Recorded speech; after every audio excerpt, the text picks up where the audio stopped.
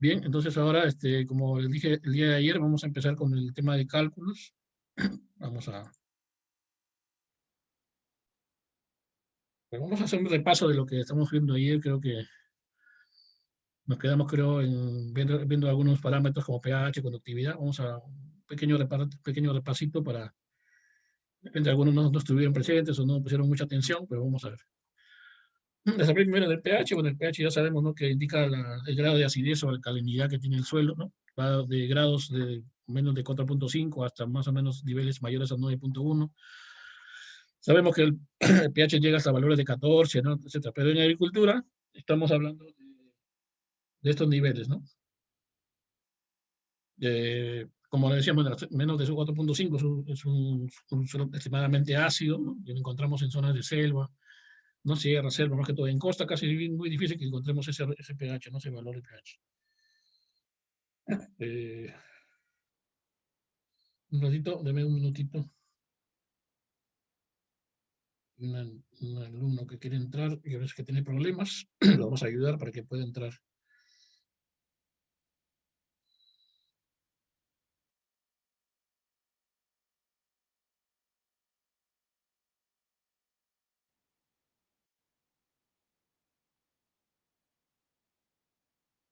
Ya, ahora sí, disculpen la... Bien, entonces nos quedamos en el pH. Entonces, como yo le decía, el pH es importante porque nos permite conocer la disponibilidad del nutriente, ¿no? Sabemos que el pH es condicionante, ¿no?, a la disponibilidad de nutrientes. Como vemos aquí en este cuento que les enseñé también, dependiendo del valor del pH, sabemos en qué porcentaje del nutriente se va a absorber, ¿no?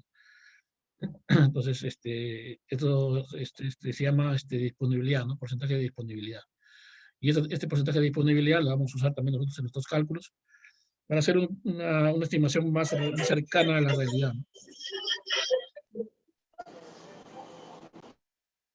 Vamos a apagar acá el micrófono. Listo, entonces ya hablamos de pH, también hablamos un poco de la conductividad eléctrica. Decía que depende del laboratorio. Hay laboratorios que nos dan el dato de la dilución 1:1, otros nos dan dilución 2:1 y otros nos dan en pasta saturada, ¿no? Lo más, digamos, recomendable o más técnico es que nos den en pasta saturada, ¿no? Pero hay laboratorios, pues, que no tienen los equipos o la tecnología, digamos, más avanzada, y simplemente nos dan los datos más sencillos, pero que nos sirven de todas maneras porque, como les dije, hay formas de poder transformar, por ejemplo, estos valores de dilución 1:1 a 2:1 o a pasta saturada, ¿no? Simplemente es cuestión de multiplicar. Si queremos de 1:1 a 2:1, multiplicamos por 2, y si queremos de 1:1 a pasta saturada, lo multiplicamos por 4 aproximadamente. Y ahí tenemos los valores, ¿no? Entonces, en este ejemplo que vamos a ver, bueno, este ejemplo lo vamos a hacer después. Primero solamente quiero hacer un repaso de los parámetros. Luego la densidad aparente, dependiendo de la textura, hay diferentes valores de densidad aparente, ¿no? Como pueden ver, mientras más arenoso es un suelo, su densidad aparente es mayor, ¿no? Mayor de 1.7 acá en promedio. Y mientras más se aproxima a los que es arcilloso, la densidad es menor, ¿no? 1.1, 1.2, ¿no? Más que todo, ustedes saben que la densidad aparente, ¿no?, indica, pues, eh, con el contenido total del suelo, o incluyendo los poros, ¿no?, los microporos y poros, ¿no? Sabemos que los suelos arcillosos tienen más microporos, y los arenosos más poros, ¿no? Entonces ahí más o menos, por esa razón más o menos que se hacen las estimaciones, ¿no?, de densidad aparente. ¿Y para qué nos sirve esto? Esto nos sirve para poder calcular el peso de la capa arable, ¿no?, que nos va a servir para hacer las recomendaciones de fertilización, ¿no? Eso lo conversamos un poquito ayer, ¿ya? Luego de, bueno, densidad aparente, también tenemos el otro parámetro importante, que es la materia orgánica, ¿no? Sabemos que varía de acuerdo a, ¿no? Acá en los suelos de costa tenemos materia orgánica, pues, valores bajos, ¿no?, que siempre están por debajo de 2, 1.5, menos de 1 a veces. Medio es de 2 a 4%, y alto es mayor de 4, ¿no? Más o menos encontramos en suelos de selva alta, selva, más o menos encontramos estos valores, ¿no?, de materia orgánica, un poquito altos. En cuanto al fósforo y potasio disponibles, ¿no?, se expresan en partes por millón, y los valores son según acá está considerado el método de Olsen, ¿no? Como estamos considerando zona de costa, estos valores corresponden al método de Olsen, ¿no? Porque también existe el método de Bray, pero es más usado en los suelos de sierra y selva, ¿no? Y el potasio, con el uso de acetato de amonio, se calcula, los laboratorios estiman las cantidades de potasio disponible, que es menor a 100, ya son niveles bajos, nivel medio de 100 a 240 y un nivel alto de potasio es mayor de 240. Luego también les hablé un poco de la tasa de mineralización, ¿no? Que en Costa tiene estos valores de 1.5 a 2.5, ¿no? Sabemos que la materia orgánica contiene nitrógeno, ¿no? Más o menos se estima que de toda la materia orgánica un 5% es nitrógeno orgánico, y de ese 5%, estos porcentajes es lo que se mineraliza al año, ¿no? Anualmente, este es el porcentaje que se mineraliza, dependiendo de la zona, ¿no? En costa, como le decía, de unos 5 a 2,5, en sierra más, varía de 1 a 2 más o menos, y en selva es un poquito más, ¿no? Llega hasta 3.5 por el tema de suelos, el tema de humedad, ¿no? Hace que la mineralización sea un poco más, más rápida, ¿no? Que en la costa. Y eso hay que tener en cuenta también para nuestros cálculos, sobre todo para el cálculo del nitrógeno, ¿no? De kilos por hectárea de nitrógeno. Y como le decía, ¿no? El peso de la capa parable, como ya lo vimos ayer un poquito en el PowerPoint, ¿no? Es multiplicar, ¿no? El área, ¿no? Por la densidad aparente y por la profundidad, ¿no? De muestreo. En este caso, el área consideramos una hectárea de 1000 metros cuadrados. La densidad aparente va a depender de la textura del suelo que tengamos. Y la profundidad también varía, ¿no? Generalmente para muestreos de suelo varía entre 20 y 30 centímetros, ¿no? No más. Esa es la profundidad que se considera aquí para hacer el cálculo del peso de la capa parable, ¿no? Y esto siempre no va a salir dependiendo, ¿no? Puede ser toneladas por hectárea o kilos por hectárea, dependiendo. Otro, Bien, tenemos otro parámetro, pero este porcentaje de acidez es más en suelo de selva, ¿no? Pues ahí para que más o menos. Luego el porcentaje de carbonatos de calcio, esto sí se presenta en costa, ¿no? No hay problemas cuando este valor esté menos de 1.5%, pero cuando ya comienza a subir entre 1.5 o 5%, comienza a haber problemas también. La disponibilidad por ejemplo, de fósforo, ¿no? Y micronutrientes se ve afectado por la presencia de carbonatos. Y si es el valor mayor a 5%, ya también afecta también el fósforo y puede haber presencia de material cementado, ¿no? Entonces, es un problema. Siempre hay que tratar de que el carbonato se encuentre en niveles menos de 1.5. También hablamos un poco de la eficiencia de fertilizantes, ¿no? Lo vimos. Esto se refiere más que todo al riego por gravedad, más que todo. El nitrógeno 60%, el fósforo 25%, porque es un elemento inmóvil, como lo habíamos comentado.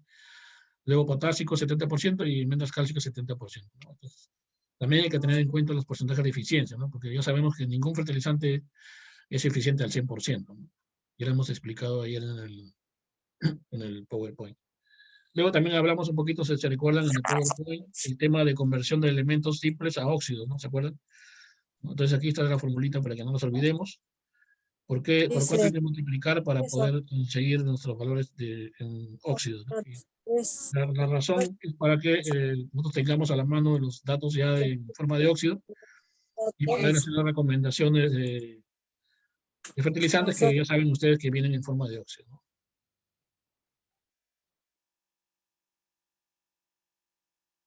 Luego, ¿qué más podemos ver acá? Acá tenemos también este cuadrito de la base ¿no? De base de suelos y saturación, ¿no? También hablamos un poco sobre este tema. Por ejemplo, acá tenemos el calcio. Son las bases cambiables, como ustedes ya han visto, desde más un poquito, conversamos un poco ayer. Calcio, magnesio, potasio, sobre todo, y sodio, ¿no? Expresados en 1000 equivalentes por 100 gramos. Si ese valor es menor a 3, es un nivel bajo, ¿no? Si está entre 3 y 6 es un valor medio, y si es mayor a 6 es un valor alto, ¿no? Para calcio. Y este mismo calcio, su porcentaje de saturación debería estar en estos valores, más o menos, si menos de 30 es un valor bajo, 30 a 50 es un valor medio y mayor a 50 es un valor alto, ¿no? Y el magnesio también tiene sus valores, ¿no? En base cambiables es un equivalente por 100 gramos, menor a 1.5 es un nivel bajo, 1.5 a 2.5 es un nivel medio y mayor de 2.5 es un nivel alto. Y la saturación para el magnesio también, ¿no? El nivel medio va de 15 a 25% más o menos. El potasio también, ¿no? En equivalente por 100 gramos, menos de 0.2 es un nivel bajo, entre 0.2 y 0.4 un nivel medio y mayor a 0.4 un nivel alto, ¿no? Y la saturación del potasio debe estar más o menos entre 2 y 3% en promedio, ¿no? Menos de esto ya puede decirse que tenemos un poquito de primero le voy a explicar más o menos lo que es la saturación. Imagínense que tengamos el coloide del suelo, que este círculo sea el coloide. Sabemos que el coloide tiene cargas negativas, ¿no? Entonces, supongamos que hay 100 cargas negativas, ¿no? Y de 100 cargas negativas está ocupado por 100 cationes, digamos, de potasio. Entonces, quiere decir que la saturación de potasio en ese caso sería 100%, ¿no? Porque está ocupando todas las cargas negativas que tenga el coloide. Pero si solamente, digamos, este potasio solamente está ocupando las 50 cargas negativas, sería, entonces simplemente estaría llegando a 50% de saturación nada más. Y así, eso más o menos es lo que es la saturación, ¿no? La cantidad de cationes que se adhieren al coloide del suelo de cargas negativas. Entonces, por favor, su micrófono, por favor, se pueden apagar, amigo Aníbal, por favor, para poder seguir con la explicación. Luego viene el sodio, que es un elemento que podemos tener problemas. Miren, debería estar solamente entre 0.2 y 0.3 equivalente por 100 gramos de sodio, porque después puede causar problemas de toxicidad, ¿no? Toxicidad de sodio, ¿no? Y su porcentaje de saturación debe ser siempre menor a 15%. Eso es lo que se recomienda para que no haya ningún problema con el sodio. Mayores porcentajes puede llegar a un nivel tóxico, ¿no? Y ahí sí se va a necesitar aplicar enmiendas cálcicas, ¿no? Para poder desplazar a ese sodio. Y en zonas de selva, ¿no? El aluminio también es un problema. El aluminio causa toxicidad a nivel radicular, ¿no? Imagínense que la pitahaya sembrada en selva haya problemas de aluminio, ¿no? Y siendo tan delicado el sistema radicular de la pitahaya, estoy seguro que en menos de una semana estaría prácticamente la planta muriendo, ¿no? Si no corregimos a tiempo el problema de aluminio. Y se dan cuenta también, ¿no? Que sus valores, ¿no? Por ejemplo, un valor bajo debe estar en menos de 0.1 en el equivalente por 100 gramos, ¿no? Y en su saturación debe estar menos de 15%, ¿no? Ya más de esto ya causa problemas, ¿no? Y acá, por ejemplo, hablamos de saturación del aluminio, menos del 15%, sin problemas en general, ¿no? Limitante para cultivos susceptibles. Eso sí, hay cultivos que son susceptibles al aluminio y no solamente debe estar menos de 15, sino debe estar en menos de 5 inclusive, para que no tenga problemas. Luego de 15 a 30%, limitante para cultivos moderadamente tolerantes, de 30 a 60%, limitante para cultivos tolerantes y mayor de 60% niveles tóxicos para la mayoría de cultivos, ¿no? Pero ya aquí este nivel prácticamente ya sería muy perjudicial para la mayoría de cultivos, ¿no? Y también hablamos un poquito de las relaciones entre las bases, ¿no? Hay varias relaciones, las más importantes son la relación calcio-magnesio, ¿no? Aquí están los valores, ¿no? El ideal sería que esta relación esté entre 2 y 5. Luego la relación magnesio entre potasio, ¿no? Aquí hay varios valores, lo ideal sería que esté en un valor de 3, aunque entre 3 y 18 es un valor aceptable. Luego también la relación calcio-potasio, eso tiene dos valores, menor a 30, es un valor adecuado para la relación, pero si es mayor a 30 ya podemos ver que puede haber una deficiencia de potasio, ¿no? Luego la relación calcio más magnesio entre potasio, también, ¿no? Dos valores, menos de 40, adecuado para el potasio, y mayor de 40, deficiencia de potasio. Y esto para suelos de selva con contenido de aluminio. Es muy importante esta relación porque nos va a dar la pauta para ver si podemos encalar o no encalamos el suelo, ¿no? Ahora, si esa relación calcio más magnesio más potasio entre aluminio es menor a 1, ¿no? Hay necesidad de encalar, ¿no? Porque ya los niveles están un poquito ya llegando a la toxicidad. Y si es mayor a 1, adecuado, acá no hay necesidad de encalar, ¿no? No hay problema acá. Y finalmente hay una relación que es potasio entre la SIC, ¿no? Entre la capacidad de cambio catiónico, y los márgenes de esta relación debe estar entre 2 y 4%. Y se pueden inclusive obtener más relaciones inclusive, pero estas son las más usadas, las más importantes, ¿no? Para que mantener el equilibrio en las bases cambiables. Recuerden que estas bases cambiables acá se encuentran en esta parte de acá del análisis. Estas son las bases, los cationes cambiables, ¿no? Entre ellos debe haber un equilibrio, ¿no? Y esta es la capacidad de cambio catiónico, que es la suma de estas bases cambiables, ¿no? Luego, acá también tenemos algunos valores estándares, también por ejemplo, de los elementos mayores. Tenemos, por ejemplo, algunos laboratorios nos dan el dato de nitrógeno, no todos, pero algunos nos dan el dato de nitrógeno ¿no? En partes por millón, muy poquitos laboratorios nos dan este dato. Si menor a 10 partes por millón es un nivel bajo de nitrógeno, de 10 a 20 adecuado, de 20 a 30 es un valor alto, mayor a 30 excesivo, ¿no? Y el fósforo, como le decía, ¿no? Hay dos métodos principales, hay tres métodos más, ¿no? Pero para nuestro medio, el método Bray para pHs por encima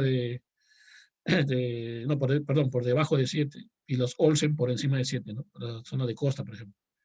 Entonces, en el método de Bray, si es menor a 20, partes por millón es un nivel bajo de fósforo. En cambio, miren el método de Olsen, menor a 7 recién es bajo para fósforo. ¿Ya? No se vayan a confundir, esto es muy importante porque si nosotros vemos un análisis como este, por ejemplo, y no dice el método, no dice con qué método se calculó el fósforo, qué tal si acá es el método Bray y 12.4, nosotros buscamos 12.4 y acá según Bray es un nivel bajo, ¿no?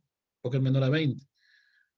Pero si hubiese sido el método de Olsen, ¿no? Menor a 12 estaría aquí en el término adecuado, ¿no?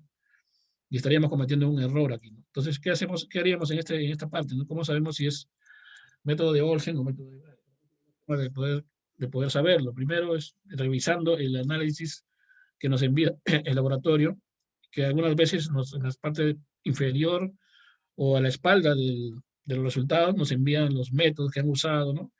Y es fácil, pues, y podemos observar qué método se usó y ya podemos deducir cuál de los dos estándares estaríamos comparando, ¿no?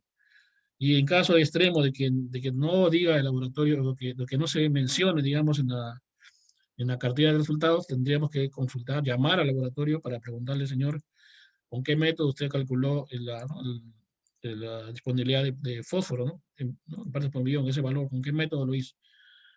¿No? Entonces ya recién sabiendo ese dato, recién podemos hacer nuestra comparación, ¿no?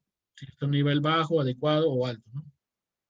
Luego el potasio tiene dos métodos para la determinación en laboratorio. Uno es el acetato de amonio, es el más usado por los laboratorios, y el otro es el bicarbonato de amonio. ¿Ya? Entonces, valores menores a 100, ¿no? Con el acetato de amonio es un nivel bajo para potasio, de entre 100 y 200 es un nivel adecuado y mayor a 200 es un nivel alto. Y con el otro método, el método de bicarbonato de amonio son otros valores, como pueden ver acá, ¿no? Inclusive llega a más de 180, es un valor excesivo, dicen, ¿no? Según este método, ¿no? Pero este método, muy pocos laboratorios lo usan, más el acetato de amonio, ¿no? Entonces, si ven un análisis así, ya un 90% que ha sido con el acetato de amonio. A no ser que en el mismo laboratorio lo diga, ¿no? Y mencione, ¿no? No, este valor de potasio disponible ha sido con el método de bicarbonato, obviamente, ¿no? Ah, ya, entonces ya sabemos que, ¿no? Que ha sido con el método de bicarbonato de amonio. Entonces hay que tener en cuenta eso, es importante, ¿no? Porque de eso va a depender de eso va a depender nuestra decisión al momento de recomendar, ¿no? Bien, hablamos de los macronutrientes. Ahora también podemos ver los macronutrientes secundarios, que son calcio, magnesio y azufre. También tienen sus propios valores, ¿no? Eh, en el caso del calcio, por ejemplo, el método que usan la mayoría de laboratorios es el método de acetato de amonio, ¿ya? Acetato de amonio, y acá, bueno, han puesto dos valores en equivalentes por 100 gramos y en partes por millón, ¿no? Al final son equivalentes, ¿ya? Simplemente con una transformación se pasa de equivalentes a partes por millón, utilizando la valencia y el peso molecular del calcio, ¿no? En este caso sería, por ejemplo, la valencia de calcio es 40, no, perdón, peso molecular 40, entre 2 la valencia sería 20, y por un factor de 10 para los gramos sería 200. 200 por 5 sería 1000, ¿no? Entonces ahí más o menos se hace la transformación. Entonces, para el caso del calcio, con el acetato de amonio, un valor menor de 5 equivalentes o menor a 1000 partes por millón sería un nivel bajo para el calcio. El adecuado está entre 5 y 10 equivalentes o 1000 a 2000 partes por millón de calcio. Y un nivel alto, ¿no? Más de 10 equivalentes o más de 2000 partes por millón de calcio. Acá no se confundan porque acá es un solo método, que es el acetato de amonio. Igual para el magnesio también es el mismo método de extracción, que es el acetato de amonio también. Y acá también están los valores para magnesio, ¿no?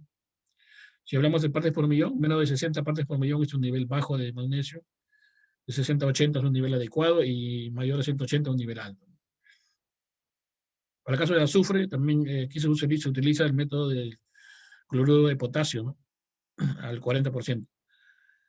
Y los valores acá también dan en partes por millón, menor a 5, nivel bajo, de 5 a 10 adecuado, de 10 a 20 alto y mayor a 20 excesivo. Y para los micronutrientes, ¿no? Tenemos hierro, manganeso, zinc, cobre, boro. Los métodos de extracción es a través del DTPA, todos, y el boro sí es con agua caliente, ¿no? Y los valores que también tenemos en partes por millón de, los, ¿no? de hierro, menos de 2.5 partes por millón es un nivel bajo, de 2.5 a 5 es un nivel adecuado y más de 5 partes por millón de hierro es un nivel alto. El manganeso también, ¿no? También tiene sus propios valores, de repente acá se ha determinado para bajo y adecuado, menos de 0.6 y más de 2. Y el zinc también, menos de 1 bajo y mayor de 1.5 adecuado.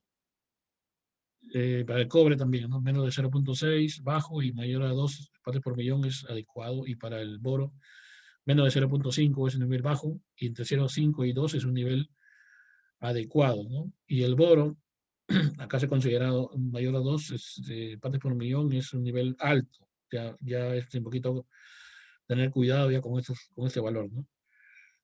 Porque también sabemos que existe toxicidad de boro, ¿ya? Entonces, más o menos con conociendo estos parámetros, ya podemos más o menos avanzar con nuestra interpretación del análisis del suelo, ¿ya? Creo que acá se me escapaba algo. Ah, ya, este es el tema del encalado. Ya una forma práctica, bueno, existen varias formas de calcular el encalado, bueno, más que todo cuando tenemos pHs ácidos. No tenemos ese problema en costa, pero bueno, lo he puesto aquí como una referencia, ¿no?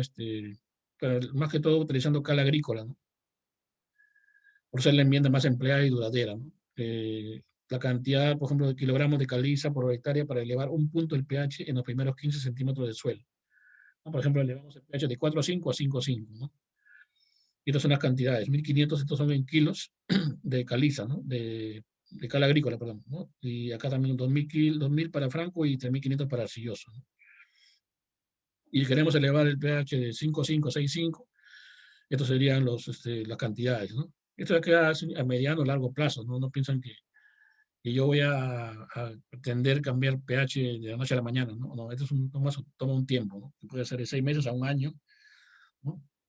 Eh, y más o menos ayudar pues, con la aplicación de cal. Estos en suelos que tengan pHs menos de 5, 5.5, ¿no? Más o menos en promedio, ¿no? pH de 5, menos, ¿no? Acá en este caso, por ejemplo, en este ejemplo tenemos pH de 6.7, ¿no? Un suelo de costa. Y no se aplicaría pues esto, ¿no? Pero sí para suelos que tienen, y también para suelos que tengan problemas de aluminio, también se puede usar esto. ¿Bien? Encalamiento existen muchos otros enmiendas, ¿no? Que contienen calcio, como la cal viva, cal apagada, dolomita, etcétera, ¿no? Para los que estén interesados y tengan, por ejemplo, quieran saber más sobre el tema, me avisan. Yo tengo unos datos de todas las enmiendas, con sus cantidades, la forma de empleo, cuánto dura, en qué momento aplicarlo, todo lo tengo en pero si todos son de costa, creo que no le va a interesar, ¿no? Pero si hay alguno que es de la selva o que tenga en su país de repente suelos con problemas de pH ácido, los puedo hacer llegar. Bien, entonces vamos a hacer este pequeño ejercicio con este análisis de caracterización de suelos. Bien. Vamos a empezar con el pH, ¿no? Acá las unidades, vamos a meter hecho solamente en dilución 1 a 1 nada más. El valor, por ejemplo, aquí nos han dicho que es 6.7. Entonces tenemos que ver la calificación, ¿no? Yo no sé si les he dicho, o creo que sí, o no me acuerdo si les he comentado, de que hay varias formas de poder calcular el pH, ¿no? En la bibliografía tenemos un montón de textos que nos dicen, ¿no? pH de tanto, simplemente lo podemos agarrar de aquí y buscar, ¿no? El valor y poderlo colocar, ¿no? Acá dice 6.7 y vemos, ¿no? Buscamos acá 6.7, neutro, ¿no? Entonces corresponde a un suelo neutro, entonces le ponemos neutro ahí. Neutro, ya sabemos, neutro. Y quiere decir neutro significa que no es ácido ni alcalino, ¿no? Que no va a afectar al cultivo, ¿no? No hay ninguna restricción para ningún nutriente tampoco, ¿no? Ni para nitrógeno, ni para fósforo, ni para potasio prácticamente, ¿no? Entonces aquí podemos poner sin restricciones, ¿no? Recomendaciones, no habría ninguna recomendación que hacer. Ahora, si fuera un solo ácido, podemos poner, ¿no? Encalar, ¿no? Por ejemplo, acá, ¿no? No es el caso, ¿no? Y si fuera un pH demasiado alcalino, podemos recomendar acidificar, ¿no? Acidificar el suelo. Acidificar el suelo, ¿no? Y podemos utilizar para ello fertilizantes que tengan esas propiedades, ¿no? Como los sulfatos, por ejemplo, ¿no? También se puede usar ácido fosfórico, etcétera, para poder ayudar a bajar el pH, si estuviera en nivel alto, ¿no? Luego pasamos a la conductividad eléctrica, ¿no? Que es el otro parámetro, que esto está expresado en 16 Siemens por metro, que es la nueva nomenclatura. Acá dice que está en 0.34. Igual vamos a nuestro cuadrito de aquí estándares y buscamos, ¿no? Buscamos la conductividad. Vamos a ver. Esto está en dirección 2 o 1. Entonces hay que multiplicarlo por 2 aquí. Vamos a ver. 0.34 para poder darle su clasificación, ¿no? Voy 0.68. No, eso lo tenemos en la mente, no lo ponemos aquí, no, obviamente, sino lo ponemos en la mente. 0.68 y vamos a nuestro cuadrito. Acá. Eh, ver, 0.68.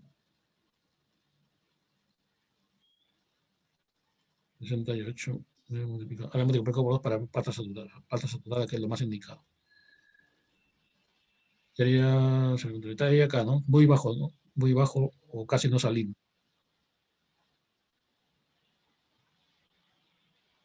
Muy bajo o no salino.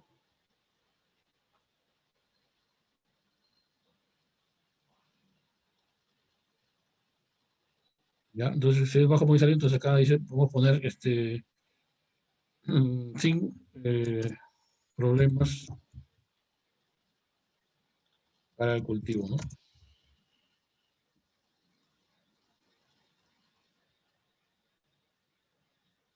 Luego vamos al carbonato, y prácticamente no lo ponemos porque no, está en valor cero, prácticamente no hay ningún problema con los carbonatos, no hay carbonatos.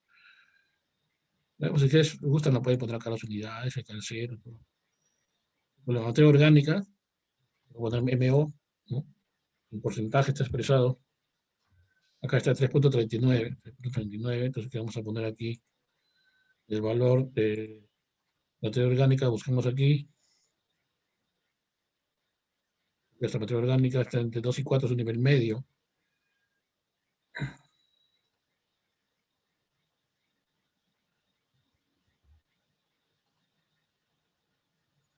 Puedo poner aquí niveles adecuados.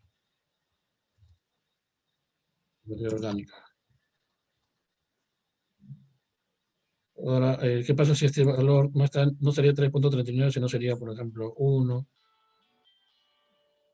digamos que sea 1? Entonces buscamos materia orgánica, si es 1, es menor a 2, sería bajo. Entonces podemos poner acá, si fuese el caso, ponemos, Ahí dice si es 1 sería bajo, ¿no? coadyuvante o adherente. Ahora, amigo, pueden apagar su micro, amigo Robert Armstrong. Listo. Entonces, si fuera 1, por ejemplo, la materia orgánica, sería un nivel bajo. Entonces aquí sí podemos poner una observación, ¿no? Nivel bajo orgánica. Y acá sí puedo recomendar, ¿no? Aplicación de materia orgánica según análisis de suelo, ¿no? Y cuando ya hagamos nuestro ejercicio, que es el incremento de materia orgánica, ahí vamos a ver cómo vamos a incrementar la materia orgánica, ¿no? Ya vamos a ver en un rato. Simplemente estamos avanzando con nuestra interpretación, ¿no? Solamente es una interpretación nada más. pero en este caso es 3.39, nivel medio.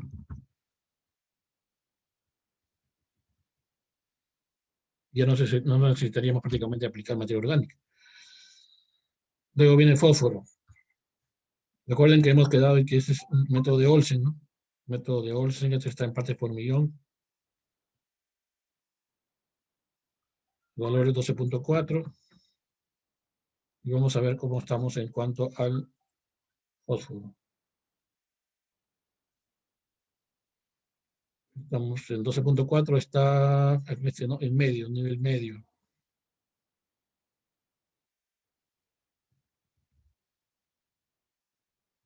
Nivel medio. Entonces, si es un nivel medio, es probable su aplicación. Vamos a ver cómo está por ejemplo, en cuanto a pH, sabemos que está disponible porque el pH está neutro. ¿Qué otra cosa podría afectar digamos, al nivel de fósforo? Hay que hacer un análisis, ¿no? Al momento, según el resultado del método de Olsen, está en un nivel medio. No está en un nivel bajo, pero tampoco está en un nivel alto. Entonces, después ya con los cálculos vamos a darnos cuenta si es probable su aplicación o no, ya con los cálculos. Vamos a poner cálculos. Ahora el potasio, también está en partes por millón. Y el valor que nos da que es 130 partes por millón. Vamos a ver en qué nivel está el 130. Está entre 100 y 240, que es un nivel medio también de potasio. Nivel medio de potasio. También es probable su aplicación porque tenemos que compararlo con el potasio que también se encuentra en nuestras cambiables, ¿no? Si este cambiable estuviera también bajo, o no, digamos, estuviera bajo, ahí sí habría que pensar en aplicar la aplicación de potasio, ¿no? O sea, nos da otra digamos, otra posibilidad, o se puede decir otra ¿cómo se dice esto? Claridad de alerta, que podríamos tener problemas con potasio. Pero si está en un nivel medio a alto el potasio, ¿no? Entonces prácticamente aquí ya no sería necesaria esa aplicación. Entonces vamos a contrastar, ¿no? Contrastar ese valor, ¿no? Que tenemos aquí con lo que nos va a dar aquí el potasio en cuanto a los cambiables, ¿no? Eso lo vamos a ver después. Por momentos sabemos que está en un nivel medio. Pasamos ahora a lo que es el análisis mecánico, el caso textural, ¿no? Textura. No sé si ustedes han llevado de efología, creo la mayoría. Saben cómo determinar la textura de un suelo según el triángulo textural, ¿no? Y también hay una forma más rápida que es utilizando una aplicación del Play Store. No sé si los he compartido. Play Store hay una aplicación que se llama HF Textura. Es un arbolito verde, ¿no? Entonces entran a la aplicación, lo voy a apuntar acá arriba, HF Textura se llama, ¿no?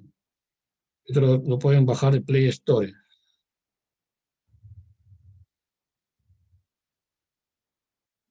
Pues ahí simplemente ingresan los datos de arena, le va a pedir arena, por ejemplo acá es 48% de arena, después le va a pedir el porcentaje de limo, que es 21% según acá, y le va a pedir el porcentaje de arcilla, ¿no? Que es 31%. Y calcular, dice, y sale franco arcillo arenoso, ¿no? Franco arcillo arenoso, aquí está. Franco arcillo arenoso. Entonces, tenemos que determinar para este tipo de suelo cuál es su densidad aparente, ¿no? Para después ya calcular nuestro peso de caparable, ¿no? Obviamente. Entonces, la densidad aparente es 1.4, según hemos obtenido acá, ¿no? Entonces, ponemos acá densidad aparente 1.4. En este caso, podemos poner gramos por centímetro cúbico o toneladas por metro cúbico, ¿no? Entonces, para eso sirve determinar la textura, más que todo, ¿no? Y también para ver cómo estamos en cuanto a, por ejemplo, si es demasiado arenoso, sabemos que vamos a tener problemas de infiltración rápida, ¿no? Si es demasiado arcilloso, vamos a tener problemas de encharcamiento. Eso también nos ayuda también para ir viendo más o menos lo que nos espera, ¿no? Al momento de hacer nuestra fertilización. Qué obstáculos vamos a tener? Entonces, por eso ya nos ayuda la textura. Acá determinamos blanco arcillo arenoso, tenemos una densidad de 1.4 gramos por centímetro cúbico. Ahora sí, también podemos compararlo con los cuadritos de aquí, más o menos, ¿no? Franco arcilloso está por ahí 1.4, en el cuadrito, ¿no? Yo lo he sacado de la aplicación, ¿no? Play Store, ¿no? HF Textura se llama. Seguramente ustedes, alguno de ustedes ya lo ha descargado. No solamente les ayuda con la textura, también les ayuda con el pH, ¿no? Y hay un cuadrito que también, si ustedes gustan, al costado dice textura y al costado derecho dice pH. Entonces ingresan el pH, por ejemplo, que hemos visto aquí, que es 6.7, y nos va a dar que es neutro también, ¿no? Va a salir neutro. También nos ayuda para eso. O sea, eso para ya hacer los cálculos rápidamente. Y lo importante es que sepamos cómo se hace, pero también es importante la rapidez, ¿no? Estamos con un agricultor que quiere que le interpretemos su análisis, entonces, pues, utilicemos las APP, ¿no? La tecnología, ¿no? No hay problema, porque ya sabemos cómo se hace, ¿no? Ya sabemos la teoría, podemos usar la práctica, ¿no? Pero tampoco no nos acostumbremos a hacer todo con la calculadora, ¿no? Listo. Entonces, pasamos ya ahora al tema de la SIC, ¿no? La SIC, capacidad de cambio catiónico en mil equivalentes por 100 gramos de suelo. Así que es 20.15. No sé si tendrá acá los parámetros de SIC, creo que no, pero ese nivel, ese de SIC es un nivel adecuado, ¿no? Por encima de 20 ya es adecuado, ¿no? Es un buen número. Entonces ponemos aquí adecuado. Ahora vamos a ver a las bases cambiables. Empezamos con el calcio, ¿ya? Bases cambiables.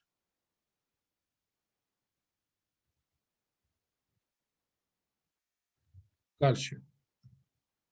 A ver, calcio está expresado también en mil equivalentes por 100 gramos y su valor es 16.25. Vamos a nuestro cuadrito para ver 16.25 mil equivalentes de calcio mayor a 6. Es un nivel alto. Está bien alto, más bien, está bien alto el nivel de calcio, ¿no? Alto. Vamos acá. Alto. Luego vamos a los niveles de magnesio. Magnesio, también en mil equivalentes, está en 3.21. 3.21. Nos vamos a nuestro cuadrito y buscamos el magnesio, mil equivalentes por 100 gramos, ¿no? Está en 3.21, está por encima, mayor a 2.5, ¿no? Entonces quiere decir que también es un nivel alto de magnesio. Alto de magnesio. Luego nos vamos a nuestro potasio. Potasio, también en mil equivalentes. El valor de potasio es 0.57. 0.50 mil equivalentes. Nos vamos a nuestro cuadrito también y buscamos potasio. 0.57. A ver. 0.57, mayor a 0.4. ¿No? ¿No me estoy equivocando? No, está bien. Un nivel alto también de potasio. Nosotros acá hacemos un pequeño paréntesis y nos damos cuenta de que el potasio está en un nivel medio en la solución del suelo y está en un nivel alto en las bases cambiables, ¿no? Entonces tenemos una buena reserva de potasio. Probablemente no va a ser necesario aplicar potasio en este caso, como lo vamos a comprobar con los cálculos, o podemos hacer una aplicación de calcio de mantenimiento nada más. Vamos a seguir ahora con nuestro sodio, está en 0.12.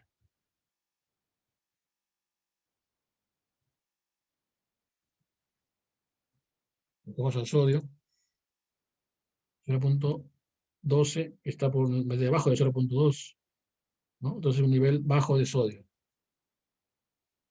Entonces ahí podemos respirar tranquilamente, ¿no? Y decimos, uff, qué alivio. No tenemos aluminio, estamos en suelo de costa. En suelo de costa no hay aluminio. Y ya tenemos ya las bases cambiables ya interpretadas, ¿no? Ahora podemos también calcular nuestras relaciones de bases cambiables, ¿no? Por ejemplo, la relación calcio-magnesio, ve cómo estamos. Calcio-magnesio. Sería igual calcio entre magnesio 5.06. Vamos a redondear un poquito esto. 5.06 calcio-magnesio. Vamos a ver cómo está esa relación. Mayor a 5, un poquito mayor, ¿no? Pues no podríamos decir que es deficiencia de magnesio porque está en el límite. Vamos a decir que está todavía dentro del rango ideal, ¿no? De entre 2 y 5. Ideal, vamos a poner. Si fuera 5.1, 5.2, ahí sí ya podríamos inducir que hay un poquito de deficiencia de magnesio, ¿no? O que no está balanceado el magnesio con respecto al calcio. Pasamos a nuestro siguiente parámetro, que viene a ser el magnesio entre el potasio.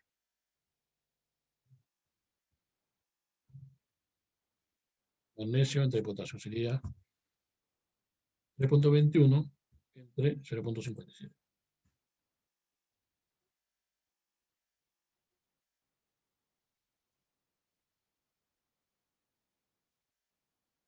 ¿Está bien? 0.21 de 0.57, ya. Entonces vamos a ver en qué rango está nuestro magnesio entre potasio.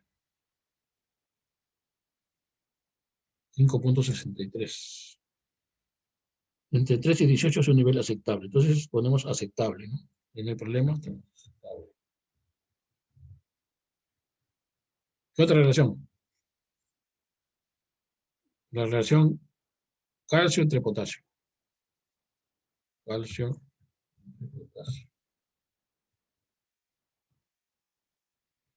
Vamos, calcio entre potasio.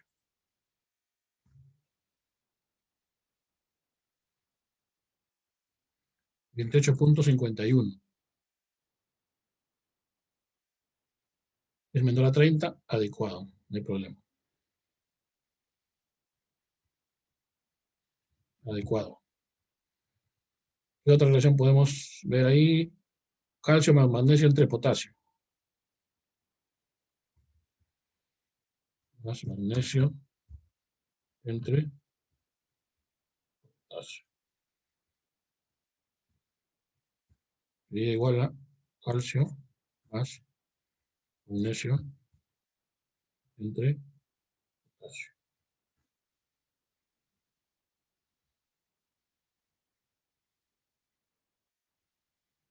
Entonces sería 34.14, ¿no? Es menor a 40, ¿no? Adecuado para el potasio.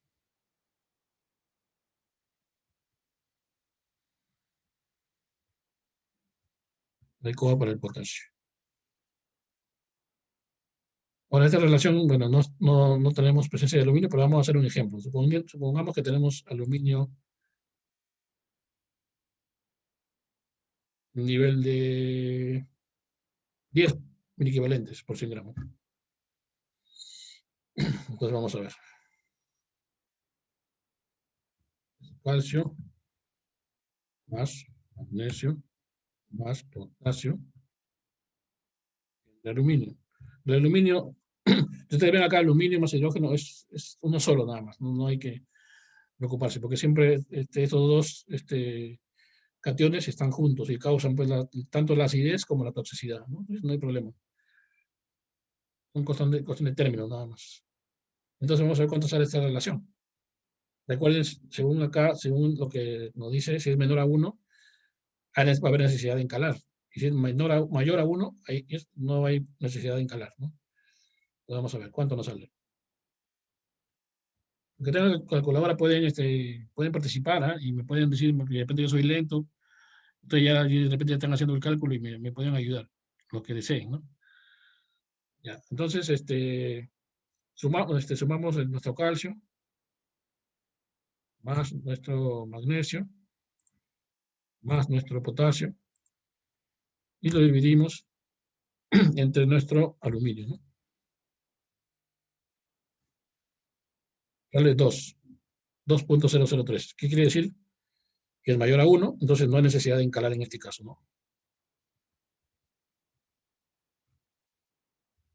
De encalar.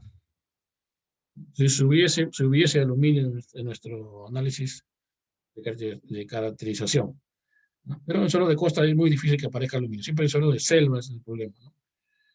¿Ya? Entonces, ya tenemos hasta ahí. Ahora vamos a hacer otro análisis que es nuestro porcentaje de saturación de base. Porcentaje de saturación de bases. Bien, entonces vamos a ver, primero vamos a calcular el porcentaje de saturación del calcio. Calcio. ¿Cómo se calcula esto?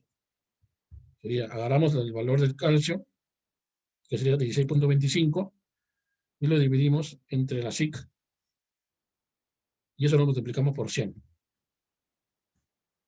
Sería 80.64%, ¿no? La saturación de calcio. Vamos a ver nuestro cuadro. El calcio quería mayor de 50, es un nivel alto de saturación, ¿no? Saturación alta. Alto. Vamos a ver ahí. Bien, ahora vamos a ver nuestra saturación de magnesio. ¿Cómo estamos con magnesio? Magnesio estamos, a ver, igual, hacemos la misma operación, ¿no? El valor de magnesio entre la SIC por 100, ¿no? 15.93, ¿no? Vamos a ver, 15.93 para magnesio. Saturación, entre 15 y 25 es un nivel medio. Entonces debemos ponerle medio.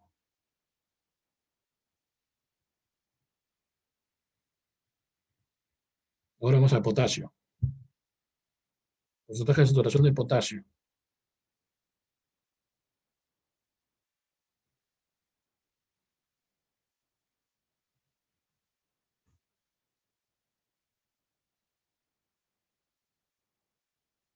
.83. Vamos a nuestro cuadrito y buscamos al potasio 2.83, ¿no? 2.83, 32 y 3. Un nivel medio también.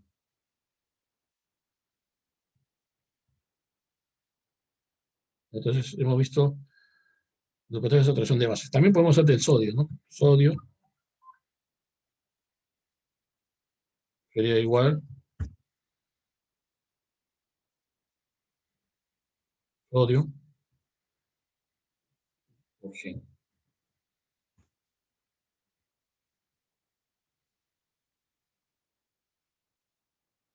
0.60. Sodio, saturación. Menor de 10, 0.60 es muy por debajo no hay problema con el sodio.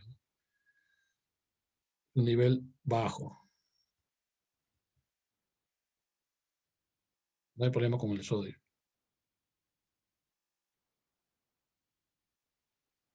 Bien. Vamos a calcular también el porcentaje de saturación total, ¿no? Para eso hacemos la suma de todas las bases.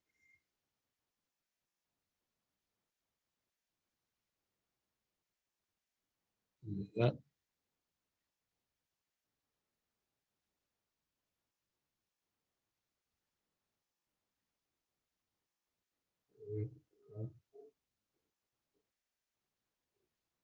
Suma de cationes, ya. Suma de cationes entre las SIC. Voy a escribirlo aquí mejor. Igual, suma de cationes entre las SIC por 100. Bueno, me he confundido. No es suma de cationes, porque estoy incluyendo al aluminio. El aluminio no debo considerar. El aluminio era 0 acá. Ya, ahora sí, el aluminio era 0, ¿no? Y entonces va a salir 100%, ¿no? Porque si yo divido suma de cationes entre la SIC 100% me sale. Cuando sale el 100% o cuando sale el 90% o cuando sale el 80% tiene su razón de ser. Por ejemplo, si saliera el 90% o 80%, ¿eso cómo se interpreta, no? Se dice, eh, de todo el 100% de las bases cambiables, un 80% está ocupado por las bases y la diferencia está ocupada por aluminio, ¿no? Otro elemento que podría estar por ahí, ¿no? Pero un porcentaje mayor, 50%, es ideal para cualquier suelo, ¿no? Si está por encima de 50, 60%, ¿no? Menos de eso ya es un poquito preocupante, ¿no? Esto más que todo es para suelos que se encuentran suelos con pH más o menos neutros hacia alcalinos. En suelo de selva casi no hay este tema de la saturación, ¿no? No sé, casi no es un parámetro que nos diga algo, ¿no? Pero en suelo de costa sí, es importante, ¿no?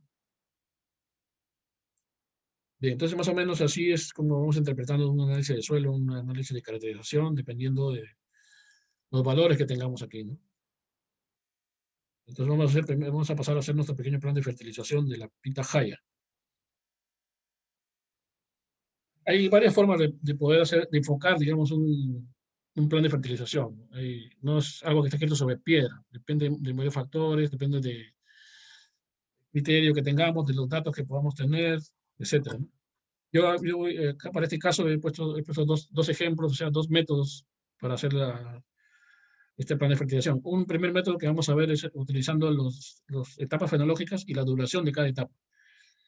¿Ya? Por ejemplo, estos son promedios, ¿no? No digamos que todas las variedades de pitahaya van a tener esta duración, pero en promedio, ¿no? Se ha considerado la de los Ceres undatus, ¿no? También otras variedades y promedio se ha encontrado que estos son los días que dura cada etapa, ¿no? Por ejemplo, la votación hasta antesis es 17 días, de antesis hasta la amarre es 5 días, de la antesis hasta la madurez 27 días, y desde la brotación hasta la madurez son 45 días, en total con 94 días, ¿no? Y algunos llegan hasta 110 días más o menos, pero en promedio 94 días. ¿Ya? Ahora, ¿cuáles son los requerimientos que tiene la planta, ¿no? En cuanto a nutrientes, ¿no? También hay que ver eso, ¿no? Dependiendo de la edad del cultivo, por ejemplo, el primer año, más o menos, la planta requiere de 95 kilogramos por hectárea de nitrógeno, 33 kilogramos por hectárea de fósforo y 100 kilogramos por hectárea de potasio, ¿no? Para el siguiente año ya requiere 140 unidades o kilos por hectárea de nitrógeno, 50 de fósforo y 150 de potasio. Para el año 3, 187 de nitrógeno, 66 de fósforo y 198 de potasio. Y el año 4 hasta el 20, ¿no? Se mantiene la misma dosificación, ¿no? Recuerden de la ley de los rendimientos decrecientes, ¿no? Entonces, estoy aplicando ese criterio también aquí, ¿no? ¿Ya? Entonces, visto esto, vamos a primero hacer un pequeño plan utilizando la duración de las etapas fenológicas, ¿ya? Entonces, lo primero que tenemos que hacer es calcular nuestro peso de la capa arable, ¿no? Para poder tener datos de kilos por hectárea. Entonces, según el análisis del suelo que hemos revisado, tenemos que calcular la densidad aparente, ¿no? Y como dato vamos a decir que la profundidad del muestreo ha sido a 0,20 centímetros, ¿no? O 0,2 metros, ¿no?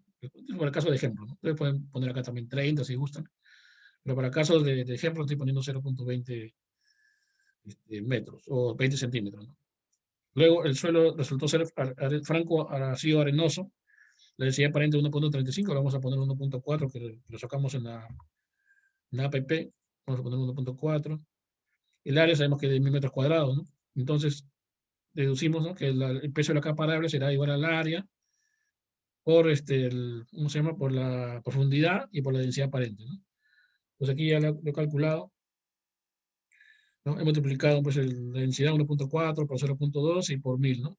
Y me sale 2800 toneladas, que sería el peso de la capa arable que tengo yo, ¿no? O 2.800.000 kilos, que si lo puedo expresar en kilos. Pero para este caso lo estoy considerando en toneladas, ¿no? Entonces, este sería nuestro peso de la capa arable, ¿no? Bueno, me preguntan, ingeniero, ¿siempre va a ser este número? No, no va a ser siempre este número, porque si mi suelo ya no es franco arcillo arenoso, de repente aquí De repente acá, en otro análisis del suelo me salen otras cantidades aquí, entonces mi suelo ya no va a resultar franco, ¿no? Va a resultar de otra manera, ¿no? Y va a ser otra densidad. Entonces la densidad puede variar. La densidad puede variar. La profundidad también puede variar. Lo que no va a variar es el área, ¿no? Siempre consideramos la hectárea, ¿no? 10.000 metros cuadrados. Entonces, esta cantidad sí puede variar, ¿no? Pero bueno, para el ejemplo me sale 2.800 toneladas. Ahora vamos al cálculo del nitrógeno. Recuerden que hay laboratorios que nos dan el dato de nitrógeno, otros no nos dan, y tenemos que obtenerlo de la materia orgánica. Eso es más o menos en la mayoría de casos. En la mayoría de casos tenemos que calcular nuestro nitrógeno a partir de la materia orgánica. Entonces, ya sabemos, hemos visto ya más o menos en la teoría, que nuestra materia orgánica está en 3.39, esto sale del análisis de acá, 3.39 es lo que el laboratorio ha estimado, lo ponemos aquí, 3.39 partes por millón del análisis del suelo. Luego, la cantidad de materia orgánica en la capa arable sería, ¿no?, el área por la profundidad, por la densidad aparente y por esta materia orgánica, ¿no?, entre 100. Tendríamos que sale 94.92 toneladas por hectárea sería de lo que tengamos, ¿no? Entonces, después de haber hecho este cálculo, prácticamente lo que estoy haciendo aquí es multiplicar el capa arable por el porcentaje de la materia orgánica, ¿no? Me sale esta cantidad, 94.92. Y tengo que calcular el nitrógeno orgánico que está en esta materia orgánica, que viene a ser el 5%. ¿Recuerdan que dijimos en la materia orgánica existe 5% de nitrógeno orgánico? Entonces, aplicando el 5%, tendría 4.746 kilogramos por hectárea, ¿no?, de nitrógeno orgánico, ¿no?, que hay en esta materia orgánica. En estos 94.98 toneladas hay 4.746 kilogramos. Eso es el 5% nada más de esto. Luego aplico la tasa de mineralización, ¿no? Como estamos en costa, le aplico el 2%. Entonces, 2% de 4.746 sería 94.92 kilogramos por hectárea de nitrógeno mineral. Entonces ya es el nitrógeno mineral. Pero recuerden que hay que considerar el porcentaje de disponibilidad del nitrógeno, ¿no?, que es 50%. Entonces multiplicaría por 50%.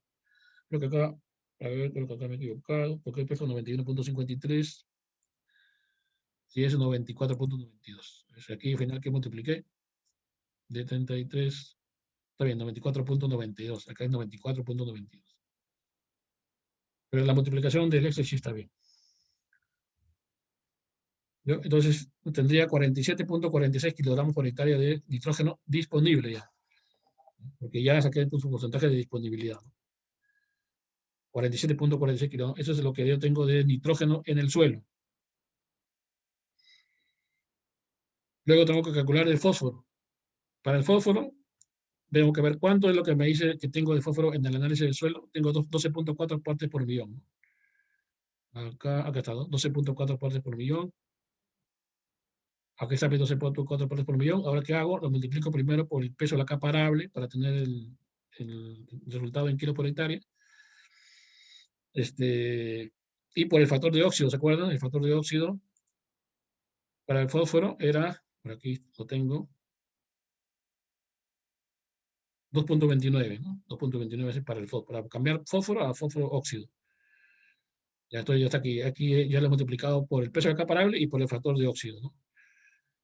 Acá está, por 2.29, acá está. Por la capa arable y por el factor de óxido me sale 19.18, ya aplicándole el porcentaje de disponibilidad, ¿no?, que es el 25% para el caso de fósforo. ¿Se acuerdan? Para el nitrógeno era 50%, para el fósforo es 25%. Eso he calculado aquí. 25%, ¿no? De 40, que es este de aquí, por 25%, tengo 19.88 kilogramos por hectárea de fósforo, ya en forma de óxido, ¿no? O sea, pedoso 5 ya. Acá está. Luego paso para el potasio. El análisis del suelo dice que tengo 130 partes por millón de potasio. Acá está, 130 por millón de potasio. También igual, tengo que multiplicar estas partes por millón por el peso de la capa arable, ¿no?, en kilos, porque aquí están toneladas, ¿se acuerdan? ¿Qué más? Y por el factor de óxido para el potasio. En este caso, el factor para el potasio es ¿cuánto? 1.2, ¿no? 1.2 es para convertir potasio a óxido, ¿no? Entonces también tengo que multiplicarlo por 1.2. Acá está, por 1.2. 436.8 kilogramos por hectárea de potasio. Pero también tengo que aplicar el porcentaje de disponibilidad, que en este caso es el 40% para potasio. Y obtengo perdón, que hice ahí, creo que lo he malogrado. Obtengo 174.72 kilogramos de potasio ya como óxido, ¿no? Como K2O. Bien, ¿hasta aquí alguna pregunta? Si les gusta, puedo repetir los que no han entendido esta parte,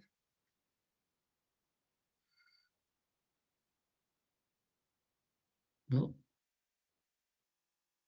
Si les gusta, les vuelvo a repetir, no hay ningún problema, si alguien no ha entendido. Simplemente estoy multiplicando. En el caso de fósforo, sí he tenido que convertir de materia orgánica, 5%, y he tenido que multiplicar por la capa arable para tener las unidades en toneladas y en kilos. 5% de materia orgánica y 2% de mineralización, y me sale la cantidad de nitrógeno mineral. Y al final le aplico sus 50% de disponibilidad, yo tengo mi cantidad de nitrógeno.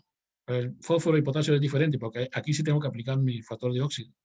Para el nitrógeno no, ¿no? Pero sí para el fósforo y para el potasio. Tengo mi dato, lo multiplico por el K parable y por el factor de óxido y obtengo esta cantidad. Le aplico la disponibilidad para el potasio, para el fósforo, que es 0.25 o 25%, y ya tengo los 19.88 kilogramos. Y para el potasio también, ¿no? Tengo mi dato, 130 estimulado de laboratorio, lo multiplico por mi K parable y por mi factor de óxido para el potasio, que viene a ser 1.2, y tengo mi potasio en kilos por hectárea.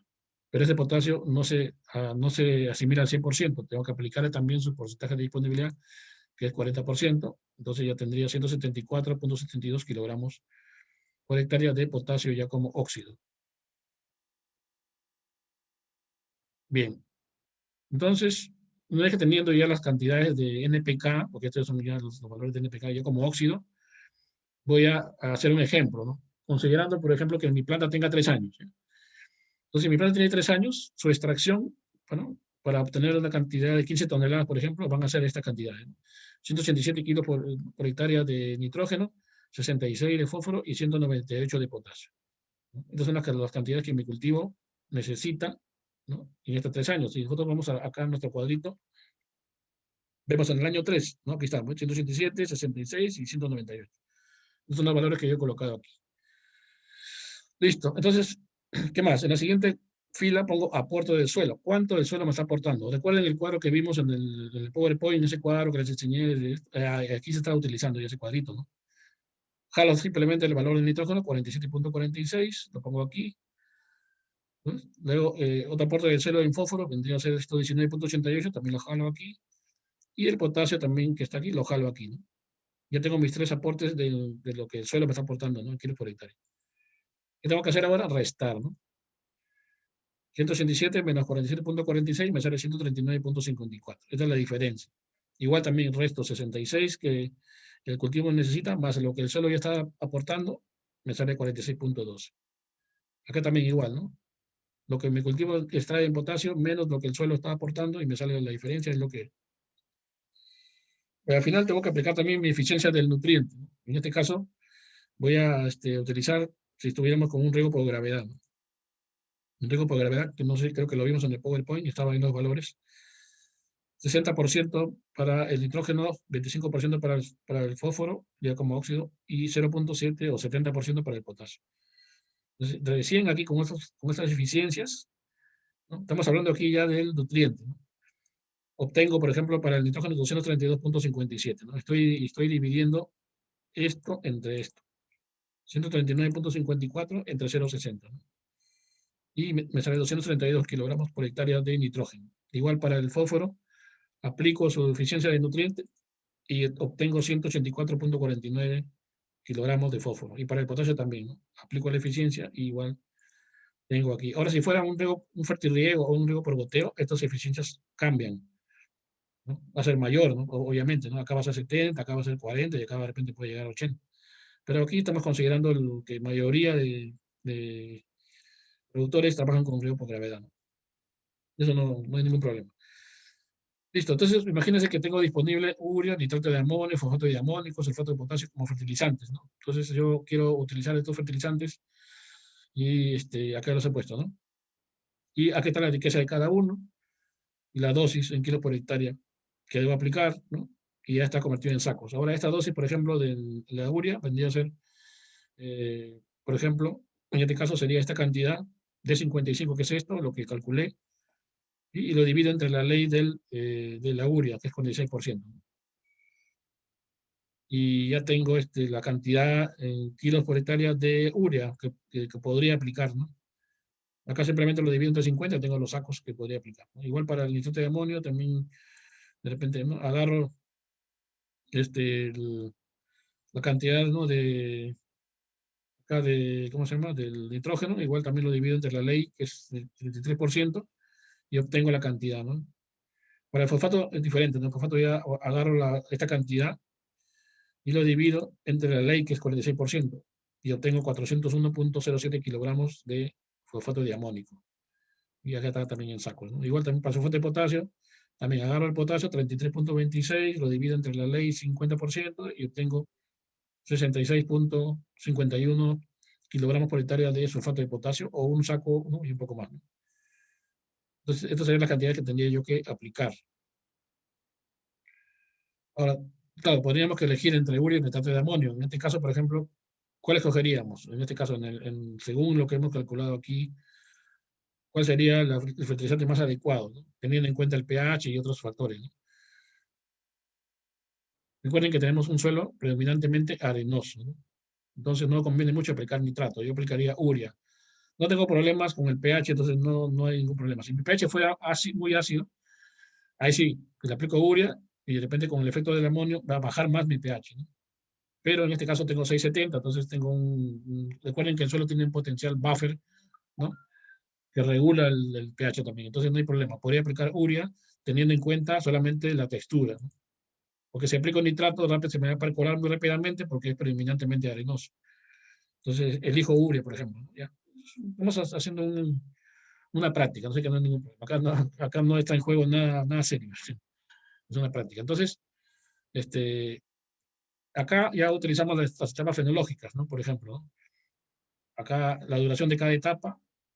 Y simplemente lo que yo hago aquí es, por ejemplo, aquí en este caso he multiplicado, ¿no? Este, esta cantidad de días, que viene a ser de 69 por I67, que viene a ser la cantidad de kilos de nitrógeno necesario, ¿no? Entre los 94 días que dura todo el ciclo. ¿Ya? Y me sale 2,47. Entonces aquí, en esta primera etapa simplemente he hecho eso, ¿no? Multiplicar de 69, que viene a ser los días, ¿no? Por este factor que sería 2,47. Y me daría la cantidad de nitrógeno a aplicar en esta etapa de deportación y antesis, ¿no? En estos 17 días, esto tendría la cantidad que tendría que aplicar de kilos por hectárea de nitrógeno, ¿no? Igual para cada uno de los, por ejemplo, para este fósforo, ¿no? También igual, ¿no?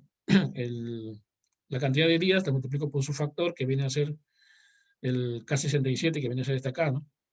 El resultado de dividir la cantidad de total de fósforo necesario, ¿no? Entre el total de días que dura todo el ciclo. Y me sale este factor.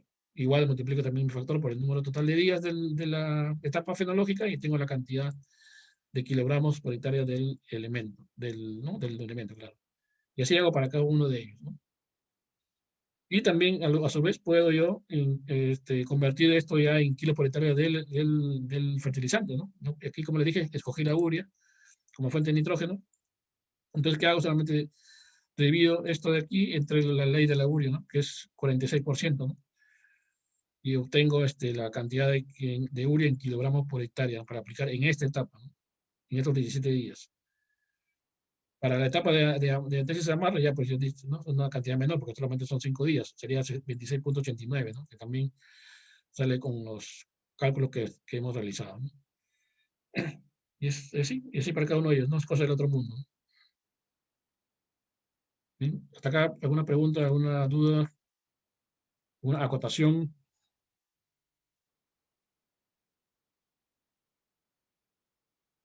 Bien. Entonces, esta es la forma de hacer el plan de fertilización teniendo en cuenta las etapas fenológicas y la duración en días de cada etapa, ¿no? O sea, es que tener mucho cuidado con esto porque estos son promedios, ¿no? Son promedios. Entonces, Ingeniero, sí, ¿qué tal? sí, buenas noches. Usted, bueno, aparte de la ley de los fertilizantes, usted mencionó prácticamente eficiencias del fertilizante en cada, digamos, sistema de riego. ¿Hay rangos o una tabla ya establecida con respecto a eso? Sí, sí, sí, sí. Lo que pasa es que no tengo la tabla aquí a la mano, sí la tengo en otro Excel. Sí, Ya. ya está establecido ya los rangos. Ah, Sí, se lo voy a tratar de hacer llegar también eso. Que lo tengan ahí. gracias. ¿No? Ya, entonces hemos visto primero una forma de hacer el plan de fertilización y teniendo en cuenta la duración de las etapas fenológicas. Otra forma de hacerlo es considerando los porcentajes, como aquí, ¿no? Por ejemplo, aquí se ha considerado cuatro fases, ¿no? O épocas. Por ejemplo, después de la cosecha, 2 meses después de la cosecha, antes de floración y el del desarrollo de frutos, ¿no? Esto ya no son duraciones, estos son porcentajes, ¿no? Por ejemplo, en el caso del nitrógeno, el 40% del nitrógeno está recomendado aplicarlo después de la cosecha. El 30% de todo el nitrógeno, aplicarlo 2 meses después de la cosecha. Y los 15 últimos por cientos, aplicarlo antes de la floración y en el desarrollo de frutos también 15%. Se dan cuenta que el mayor porcentaje de nitrógeno es después de la cosecha, ¿no? Cuando ya nuevamente empieza el ciclo de la planta, ¿no? En cambio, ya con el desarrollo de frutos, la cantidad es menor, ¿no? De nitrógeno. Bueno, vamos al fósforo. El fósforo, por ejemplo, su mayor porcentaje es en la etapa de antes de la floración. El 40% del fósforo es antes de la floración. El 30% es después de cosecha, el 20% 2 meses después de la cosecha y al final solamente un 10% en la etapa de desarrollo de frutos. En el caso de potasio, no se recomienda aplicaciones después de la cosecha, solamente 2 meses después de la cosecha, un 15% del potasio, un 40% antes de la floración y un 45%, que es el potasio mayor, en el desarrollo de frutos, ¿no? Que es donde más se requiere potasio, ¿no? ¿No te das cuenta? Entonces, este cuadro es solamente cuestión de criterio, nada más. Lo podemos hacer, cualquiera lo puede hacer, siempre y cuando tenga un criterio, bueno, en cada etapa, cuánto es más o menos los porcentajes ¿cómo se llama? Que la planta necesita, ¿no? Entonces, en base a esto, se ha estimado este cuadro, ¿no? Por ejemplo, ¿no? Digamos, ¿no? Después de la cosecha, ¿no? Aquí, simplemente la cantidad total de nitrógeno que calculamos aquí, ¿no? 232,57, que es el total de aplicar, le saqué el 40% y resulta 93,03, que sería la cantidad que habría que aplicar en esta etapa, en kilos por hectárea de nitrógeno, ¿no? Para el caso del fósforo, ¿no? En esta etapa, después de la cosecha, igual, tomo el total de fósforo recomendado, que es 184,49, y le saco, en este caso, sería el 30%, ¿no? Le saco el 30% y obtengo pues esta cantidad, ¿no? 55,35 kilogramos de fósforo para esta etapa, ¿no? Y así también igual para cada uno de los nutrientes, ¿no? Entonces, de esa manera, es otra forma de poder hacer la estimación, ¿no? En base a porcentajes, ¿no? Y aquí están las cantidades, ¿no? Y también por etapa fenológica, obviamente, ¿no? Luego, ya si queremos transformar esto a fertilizantes, igual utilizamos también las leyes de fertilizantes, ¿no? Cada uno de estos valores, ¿no? Entre la ley de fertilizantes y obtenemos las cantidades de fertilizantes ya, ¿no? Para cada etapa, ¿no? En kilos por hectárea, ¿no? Es otra forma de hacerlo, ¿no? Considerando los porcentajes.